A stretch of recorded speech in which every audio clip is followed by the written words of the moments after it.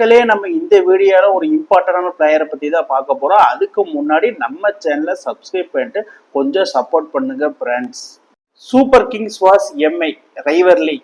இந்த ரைவர்லி எப்போ ஸ்டார்ட் ஆச்சுன்னா 2010 தான்.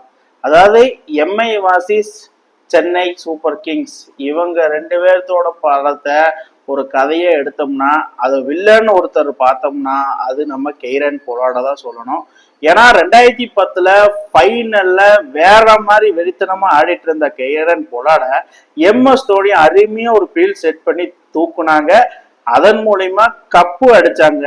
அந்த ஒரு சம்பவத்தினால தலைவன் கெய்ரன் பொலாடு சென்னை பிரான்சிஸ் எங்க பார்த்தாலும் போட்டு பொழந்து எடுத்துக்கிறான்.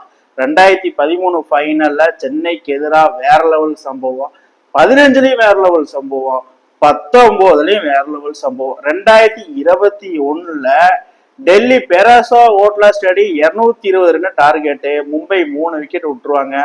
அந்த இடத்துல கெய்ரன் பொலாடு இறங்கி ரன் சேஸ் பண்ணி மாஸ் காட்டி தோனியை சம்பவம் பண்ணுவாப்ல. அதே மாதிரிதான் இன்னைக்கு Texas super Kings வாசிஸ் Mi New York verse MLC 2025 இன்னைக்கு நடந்தது குவாலிஃபயர் 2. இதுலயும் பாத்தீங்கன்னா தலைவன் 22 பாலுக்கு 47 ரன் அடிச்சு man of the match award வாங்கிட்டாரு. மேட்சை தட்டி தூக்கிட்டும் போயிட்டாப்ல.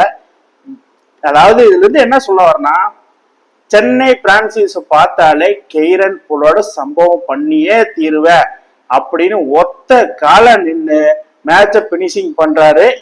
இது காலங்காலமா சென்னை சூப்பர் கிங்ஸுக்கு பெரிய ஒரு தலைவலியா இருக்குது.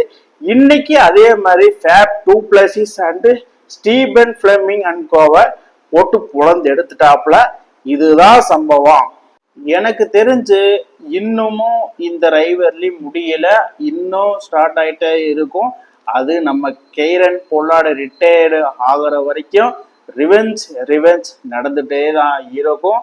அதுல சம்பவக்காரன்னு கெய்ரன் பொலாடு வந்துகிட்டே தான் இருப்பாரு. எங்க போனாலும் எந்த பிரான்சிஸ் டீமுக்காக சூப்பர் கிங்ஸை எதிர்த்து ஆடுறவரு நம்ம கெய்ரன் பொலாடா தான் இருப்பாரு.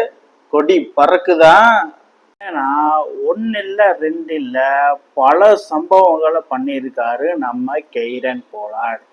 இதே மாதிரி சம்பவம் அடுத்தடுத்து வர பிரான்சிஸ்க்காக ஆடி சம்பவத்தை அதிகப்படுத்துவார் என்னமோ, ஆனால் கம்மியாக பண்ணவே மாட்டார். கொஞ்சம் பொறுத்து இருந்தால் பாருங்க, இதே ஃபார்மில் இருந்தானா வேற மாதிரி பிளேயரா ஆயிடுவார்னு எனக்கு தோணுது. மக்களே, நீங்கள் என்ன நினைக்கிறீங்கன்னு கீழே கமெண்ட் பாக்ஸில் கமெண்ட் பண்ணுங்க.